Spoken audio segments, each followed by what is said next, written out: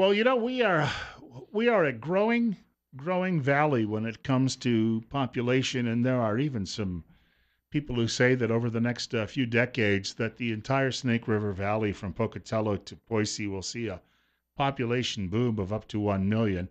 We likely won't see all of that. In fact, probably in the Magic Valley, if we double the population, Twin Falls County, that might be something impressive.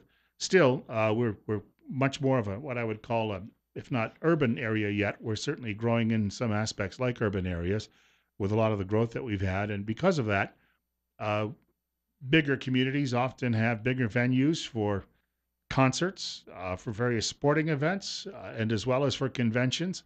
Sporting events would include basketball tournaments and even rodeos year round. And there's been some discussion really going on quietly, I guess you could say, in the area about all of that. I do want to thank you all for joining us this morning. We're going to have a discussion about that, and this is all in the very early stages. No one should be shocked out there and think that their taxes are going to be going up or that they're going to be asked to fork over a lot of money for this at the moment.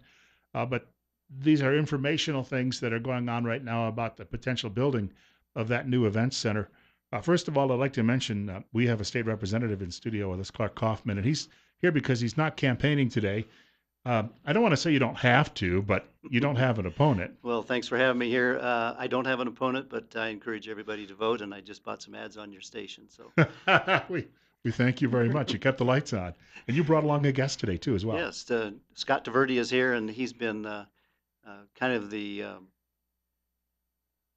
go-to guy on this event center from the beginning, from the looking at the feasibility of it, and he's got a lot of information on it, and can start the discussion. We my little introduction there was probably fairly accurate, right? I mean, the growth of the city means we're going to be seeing more interest. Now, I went to a convention in Nampa. I guess that's at the Ford Center, which is a big venue where you could put a lot of people in there. We Mhm. really don't have anything like that, and the question then becomes: would that benefit Twin Falls if we could bring these things here? Um, we were fortunate enough to get a feasibility study put together that really did do a beyond a needs assessment, really Mhm. where we are in the growth in the valley and the stages there to come, uh, and the development. And what we find is a venue of that magnitude, the Ford Center, uh, is a little bit oversized for what we Sure. have in our demographic right now. Probably will be a time in some point in the future where something like that might be viable. But right now, everything is pointing to a maximum of a 6,000 seat arena, indoor arena that can host a multitude of different sort of events, all the way from agriculture trade shows to all kinds of consumer trade shows to indoor rodeos, sporting events, and even some of the larger, it's been suggested, larger family reunions and even church organizations. So they, but it seems to be that they've identified 6,000 seats as about what will accommodate or what would be the proper size so this thing would generate the revenue needed to keep the doors open. I remember going to many years ago to a convention in Lake Placid, a media convention, and we had some downtime. And one of my friends from work, the two of us, we walked over to the old legendary 1980 hockey arena where the Miracle on Ice took place, which is 6,000 seats as it turns out. We thought it would be much bigger. Dead of summer, so there's the activity going on was an equestrian show, Mhm. and we just grabbed some seats and watched the show for a while and watched the people practice and doing their jumping and the like. So if you build the right building, there's a lot of the word multi-use comes into all of this at some point. It does, and that's the key. We have to build it with that multi-purpose, and which means a concrete floor, and then you bring in your topsoil, your dirt for equestrian events or rodeos and stuff like that. Because the it has been identified that probably our biggest use requires a concrete floor. I mean, it's the desirable. Uh, we have that's in the arena itself. Then we have an ancillary building that for certain types of shows and especially rodeos and equestrian, that there'll be a permanent dirt floor structure that's adjoining. It's kind of like the warm up area, staging area. I want to get to callers in a moment, but Sure.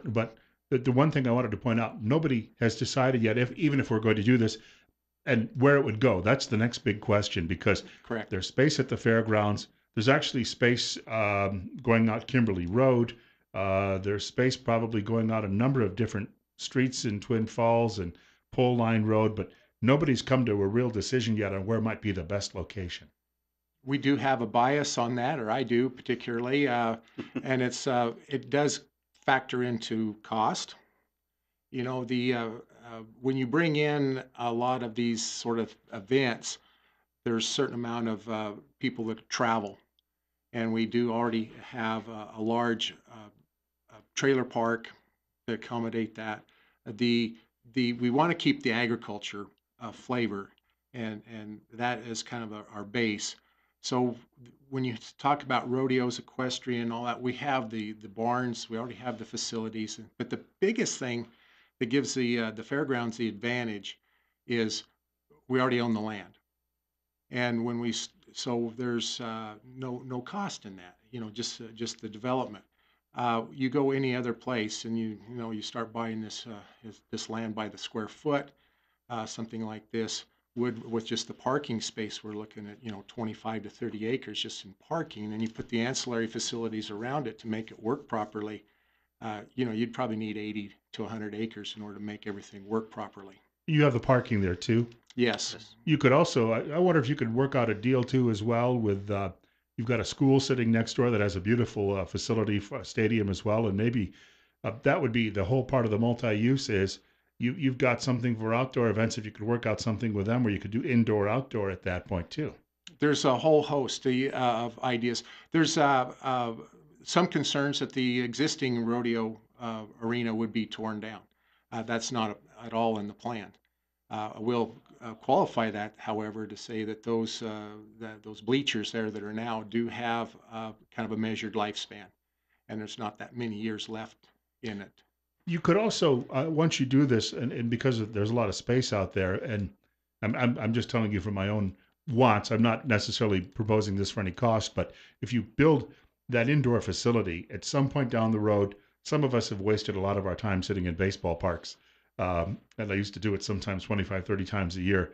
Is there a possibility that you could then even expand? You've got the parking and everything else, and then maybe, because you see this in a lot of big cities, you get off a highway, and in this day and age, they build the arena, and then there's a stadium or two next door, and everybody shares the parking. So if we ever decided we wanted to bring baseball back to Twin Falls, you could put up at least some bleachers or something like that on the same grounds. That's the first time that's been proposed, but I'll write you a check. there's certainly there's certainly the potential. Some of the facilities would kind of exist with the school. There is room, but we're always conscious of the parking with the ground we own right now. Now there's developmental ground, a lot of it across the road and a little bit to the south there, or north, pardon me. But there is potential to accommodate that, and that's really where we're at right now. We've established a lot of the reasons we do need it. Some of the barriers or the questions that people are asking that need to be addressed, and these comments like you're making are exactly what we need to hear. I want to point out Scott Civerti, right? Yes. And Clark Kaufman joining us in studio this morning. We're talking about a proposed new event center that would be built in Twin Falls County or here in the Magic Valley. And 736-0300 is the telephone number. If you folks would like to grab your headsets, I believe we have a caller looking to join us at the moment. It's coming up on 916, and caller, you're up next on KLIX. Yes, if you go to Boise and you were to go out to the Nampa, where they have the event center, it seemed as though that the drive was discouraging, and so the semi-pro basketball league moved back to Boise, if I'm not mistaken, and then the hockey, the Boise, whatever the hell they are, they play in town, and I don't know how many seats that holds, but driving to Filer, I be honest with you, I don't want to drive to Filer. But it's just something to think about. I'll hang up. Thanks. Well, thanks for that comment, and we get that a lot. Why Filer? It's a drive, and the straight up answer is it doesn't take that long. You know, from going from Boise out to that Ford Center, yes, I've had to do that drive. It's not fun. And you do sit in line and trying to park and everything like that. We're talking a venue that's a lot smaller, so you won't have quite the traffic issues. However, if you time yourself from Filer to the Blue Lakes and Pole Line interchange, it's only like about 7 minutes. So it's not that much of a drive. Now we have development. There's things going along on that road that could change that in the future. Those are all bigger planning issues. But for right now, for the cost benefit and the stage we're in and the growth in the Magic Valley, the cost benefit says put it in Filer. The fact that it's going to be agriculture based says put it in Filer. As growth develops, then you will start to see the viability of a convention center or some of these other venues that might have 15 to 20,000 seats. Those will need to come down in the Twin Falls area next to hotels and other accommodations. But the demographics, the study says we're not there yet. I would think if I lived in Filer or I had a business in Filer downtown, I'd be looking forward to this because it brings people into the restaurants and other things like that too as well. Part of the study showed too that a lot of people, especially the certain generation, they'll drive to Boise for a concert, they'll drive to Salt Lake for a concert. We just think that we can keep it in the Magic Valley would be better. And you made me feel better because I live pretty close to that interchange and I got to the fair one day last summer in 7 minutes and I did it within the speed limit too. So Yes. I'm going to squeeze a caller in here before the break. We can answer the call on the other side of the break coming up in just a few minutes. It's 9:18. Caller, we've got about a minute. Go ahead. You're on the air on KLIX. Yeah, this will be really quick. My question and concern is I've lived in towns and communities similar to this, and they get these big ideas. I'm just wondering how much of this project is need versus keeping up with the Joneses. Well, we're going to get into that in the next segment of the program too as well, because we're going to talk about how you would fund something like this. And by the way, if someone out there would like to write a big check, maybe get their name on it, that would be a welcome addition too, and you could be a good corporate citizen along those lines. But we'll be talking a little bit more about that coming up in a few minutes. We've got a short break though just ahead. It's 20 minutes after 9 o'clock. It's 47. A couple of guests in studio with us: Clark Kaufman and Scott Taverdi. Bill Colley with you as well on News Radio 1310 KLIX and newsradio1310.com. We're spending some time this morning talking about a potential event center to the Twin Falls area. And some people are bringing up the location, obviously. We wanted to point out that putting it near, and this is something that's been explained to me, putting it near a couple of highway interchanges on the interstate. Number one, you'd have a bottleneck on the Hanson Bridge. Number two, you'd have to work with a neighboring county. And so there's a lot of T's that would have to be crossed and a lot of I's dotted. And of course, as our guests have pointed out, we're looking at the Twin Falls County Fairgrounds, which they've got the space. And a caller earlier brought this up just before the break, and we're going to talk a little bit about this too, because the question is, I think people are asking, all right, what's this going to cost, and what's the feasibility of it in that sense? 24 minutes after 9 o'clock, it's 45. Clark Kaufman and Scott Taverdi joining us in studio. Bill Colley with you on Top Story on News Radio 1310 KLIX and newsradio1310.com. Right off the bat, we should point out that's part of the cost-saving measure is building this at the fairgrounds and going from there. Correct. That's correct. Correct. Yeah, and it's just a cost feasibility at this point. And any other location that's being suggested is probably more likely to be the venue you'd want for some like a conference center, a convention center. You know, putting an egg base horse, let's just say horse and livestock, in around the hospital, around the folks building the homes around over on the east side of Twin Falls might cause some contention. But those are all things, you know, certainly we welcome any comments and suggestions because we don't want to run over the top of anybody. It's not what we're here to do. But because now the caller earlier brought up the fact, is this just something that we want and keep up with the Joneses? We've conscientiously looked at that to make sure it's just something that's just not something we want to do at the fairgrounds so we can draw more people in there. but the idea that has spawned it at this point is the growth that has happened in the valley. We have some major industry that has moved into the valley, and primarily Twin Falls, and many more that are coming. And throughout the entire state and this region, as a matter of fact, we have a shortage of the highly trained workers, staff that is needed by these individuals, so or these companies. So, we could be limited on what we can actually place in our economic growth of the valley, simply because we can't provide the workforce. Because that workforce has a tendency to pick up and move to wherever the lifestyle that they're wanting, and then they look for jobs. That's one thing that's pointed out in some of our needs assessments in the study.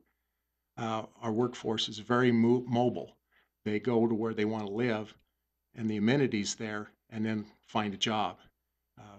Not like when I was entering the workforce, it was quite the opposite at that point. So, we're looking at this as an employer benefit to attraction and retention of high quality employees. And at some point too, the number of shows have some economic spin-off. The more conventions you have, the bigger the shows. People come here and spend money, and that's where the offset is with any potential construction costs. Exactly. True. There is a growth, but I would want to point out now. One thing I want to make very, very clear is when we say conventions, that this facility will not be created for conventions. It will not have any nearby housing. It will not have the breakout rooms. It will not have the amenities needed for a true conference or convention center. So it will never, and the way I see it or the way it's planned right now, never compete with any kind of a conference center. The other aspect is we're turning away, John, the fair manager, John Pitts, has turned away so many opportunities to bring traveling shows through. And it's, we could have the thing filled up every week. And so that becomes that addresses the need or the want. That we've identified through this study that there is a need for this type of a venue and this size of a venue. We're going to try to get a caller squeezed in here before the break, and you two can stick around, right? Yeah. So, caller, you're on the air. You've got time to offer the question or your point, and then we'll get back to it following the other side of the break. Go ahead. Yeah, this has been on the ballot 3 times, and 3 times the voters have voted this down. If they think that they're not here to walk over us, they are. I mean, if they think that the valley has changed that much, then they need to put it back on the ballot. They don't need to be doing this all by themselves. Just like the swimming pool. The swimming pool was put on the ballot so many times, voted down, and now the voters and the public are paying for that swimming pool. And it's ridiculous cost for that swimming pool. We'll get back to that following the break, and they can give you some answers to that. I want to point out it's 9:30. Scott Taverdi and Clark Kaufman joining me, Bill Colley, this morning on Top Story, talking about a possible event center. And by the way, it is just a possible. It is not necessarily anybody building it yet. It's in just the discussion stages. And as Scott mentioned earlier, they're looking for public feedback. 49. We've got plenty more coming up on KLIX.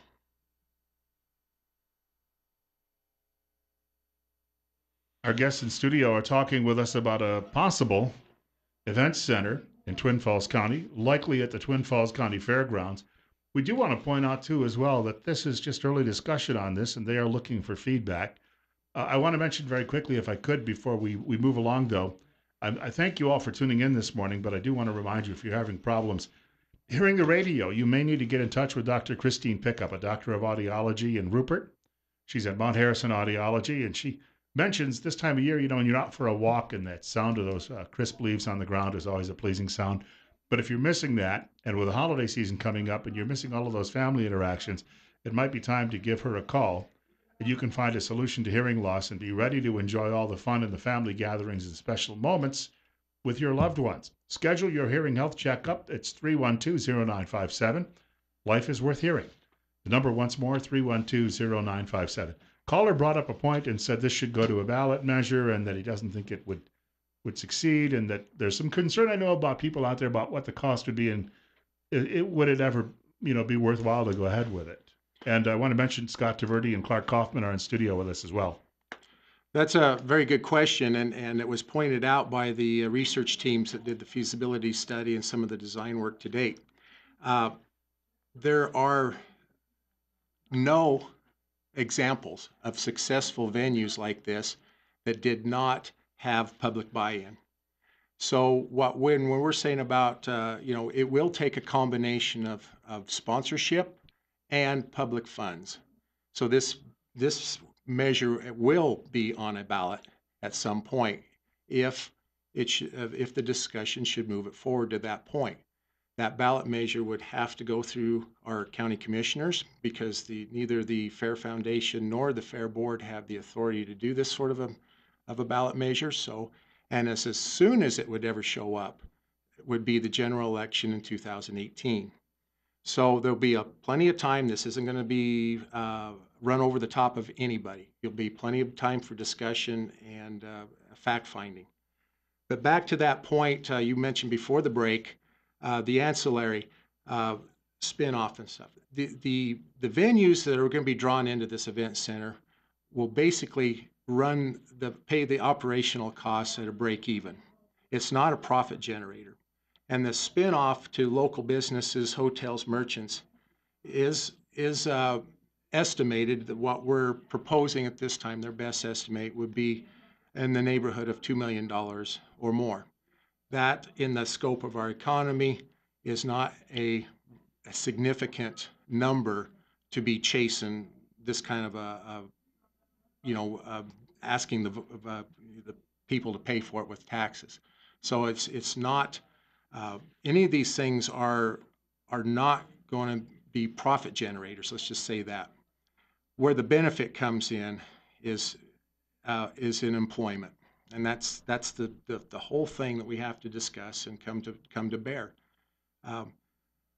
Right now, our local businesses and our corporations in town are cannibalizing each other and everybody they can to keep their work base, the quality type of people they need.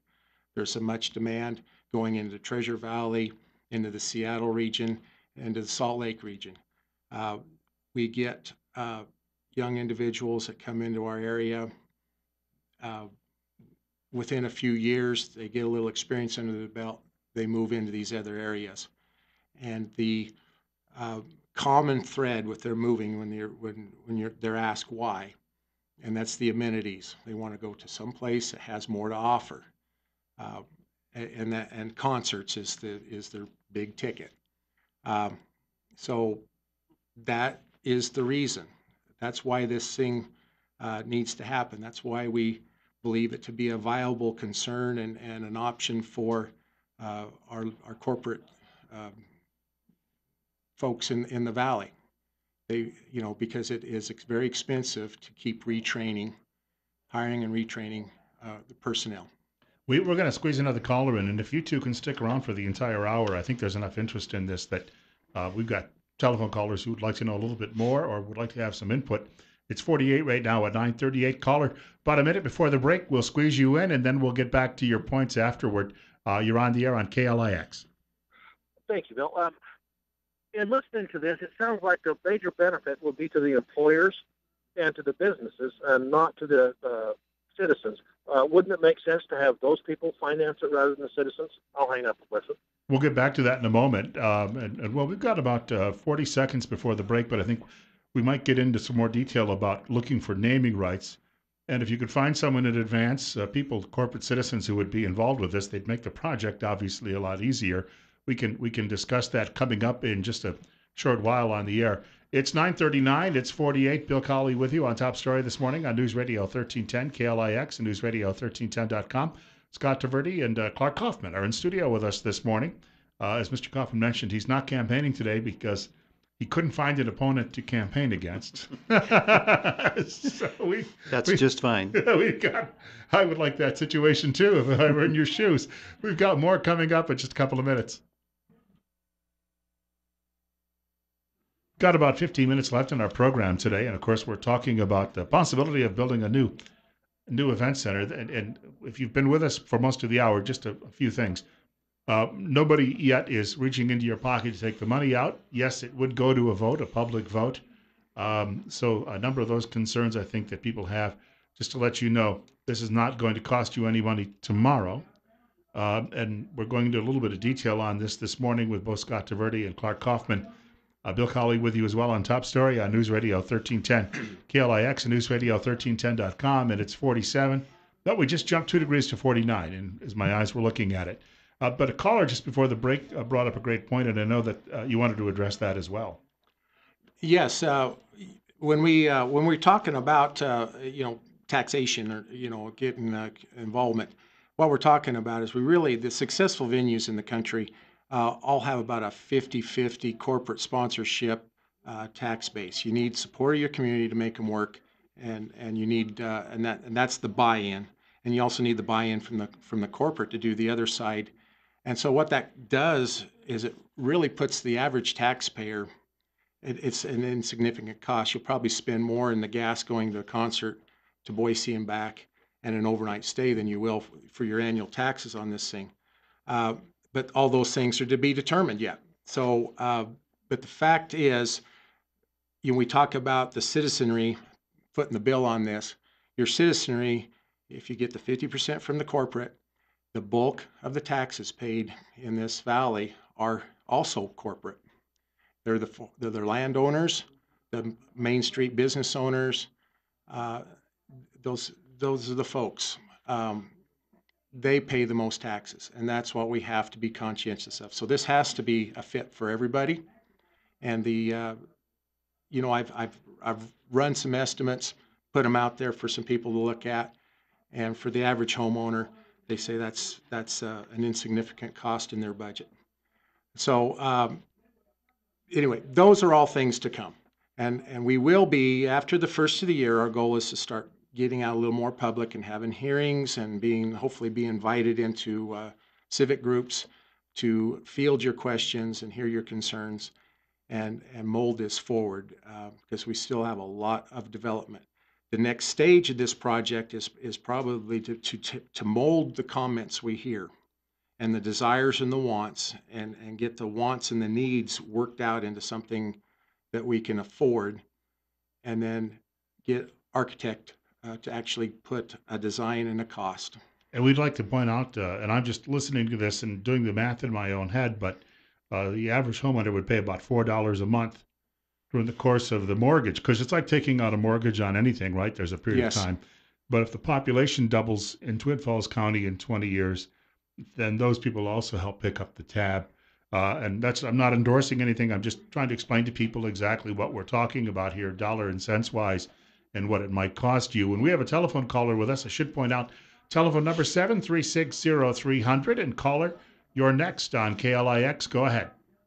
Yes, I guess the biggest question I would have on this event center is, one, we do not have the infrastructure. We do not have an airport capable of handling large influx of people maybe coming to this event center or whatever. We don't have the motel rooms to support that kind of thing.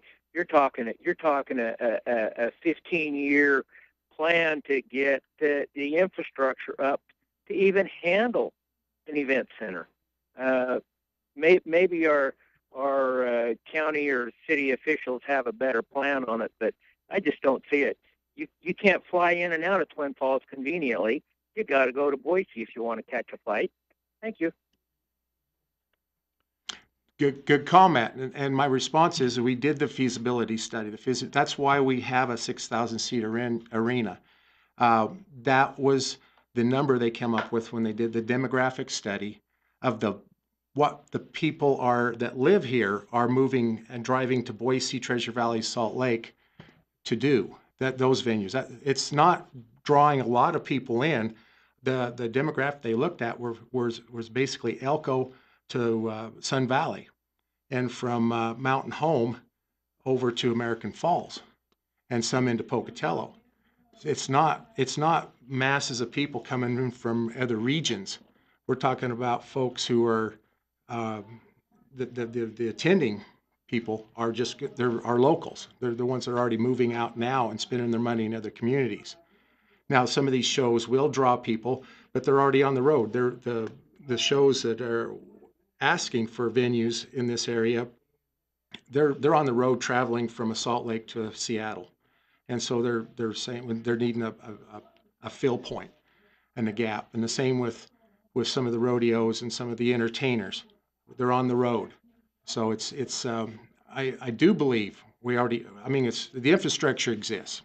If a Blake Shelton is playing in Salt Lake and he's got a concert 2 or 3 days down the road in Spokane, then you might be able to pick him up in the middle of all of that then in the tour. On the way through, yes. Yes, there's those potentials. But again, don't expect the big headliners to be in a 6,000 seat venue. Generally, to break even on those deals is around a 15,000 seat venue.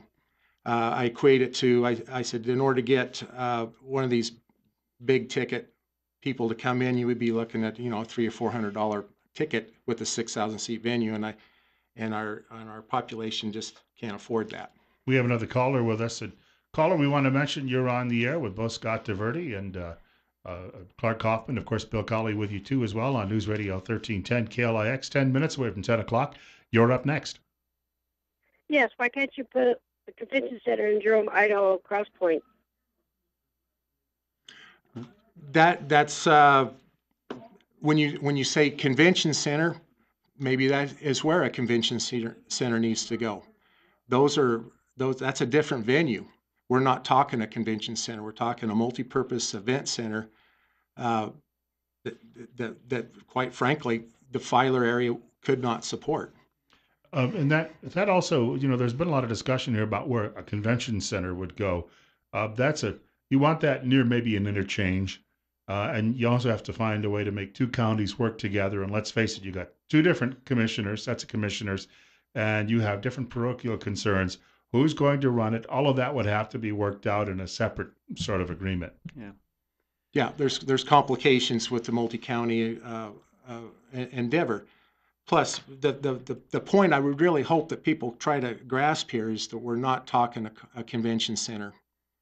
It's just not. This Filer Fairgrounds is not the place to put a convention center. So please separate the two. This is a multi-purpose event center, and mostly ag-based too. And ag-based. We have another caller with us. And caller, we want to welcome you to KLIX. Go ahead. Good morning. How are you, gentlemen? Good. Good. Hey, I guess I just wanted to kind of chime in based on the one caller. You had said that you really didn't want to drive to Filer. I personally wouldn't mind that drive and combining the two communities together.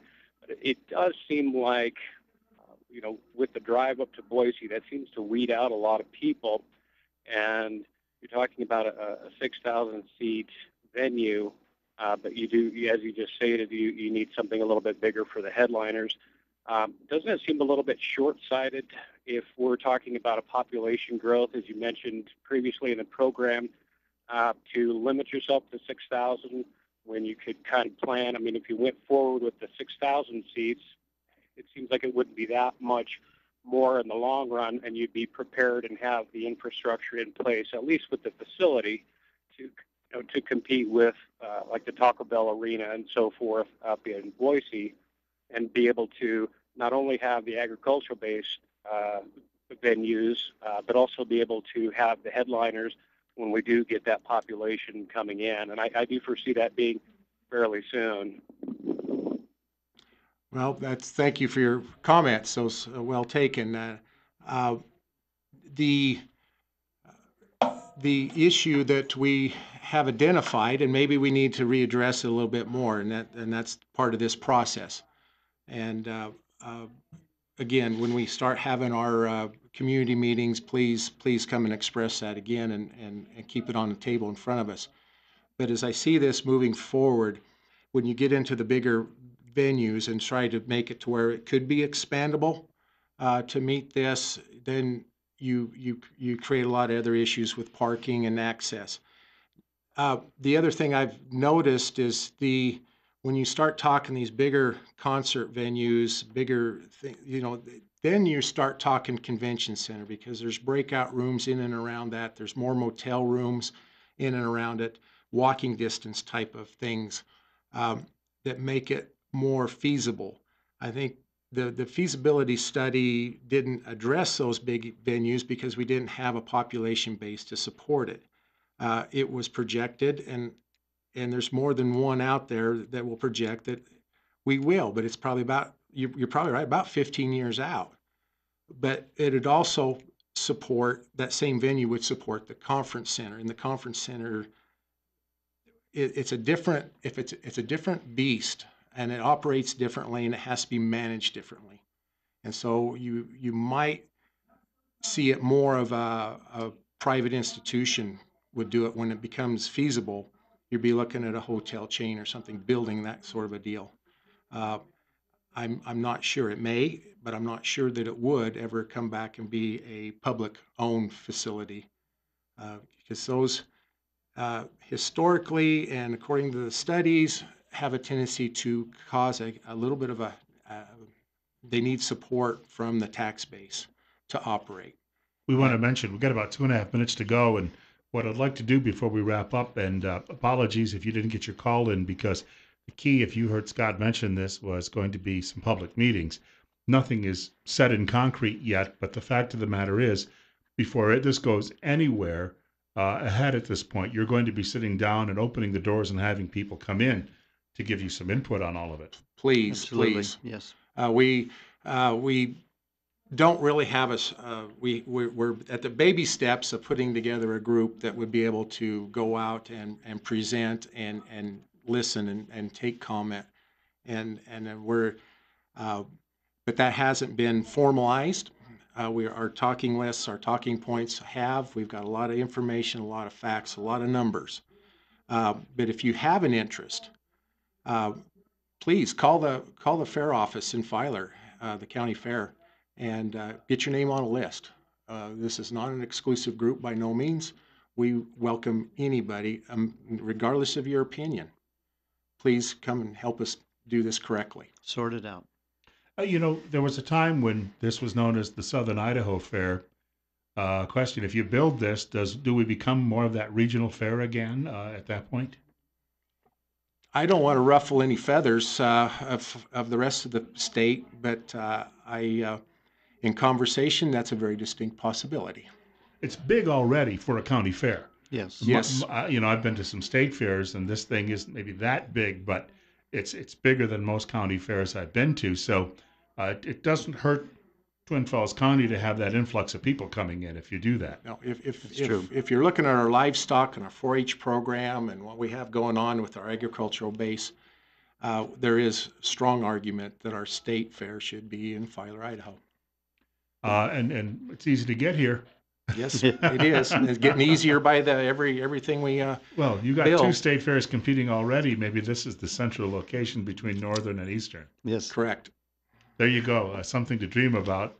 And we'll have obviously more details coming in coming months. I'm not saying months down the road, but in coming months as this sort of really germinates and more public input starts to come in as well. I want to thank both Clark Kaufman and Scott Taverty for joining us this morning. And I know you two are busy men, and one of them has a lot of dairy cows he's got to go back to this morning. He has their vote, I should point out. It's 47 right now. We have a break coming up. News from Fox at 10 o'clock. Also, Rush Limbaugh's program just after that. Bill Cawley saying, well, God willing, if the creek don't rise, I'll be back here all over again tomorrow morning between 8 and 10 o'clock. I hope to see you all then. And remember, tomorrow we're talking firearms and Second Amendment in the latter portion of the program.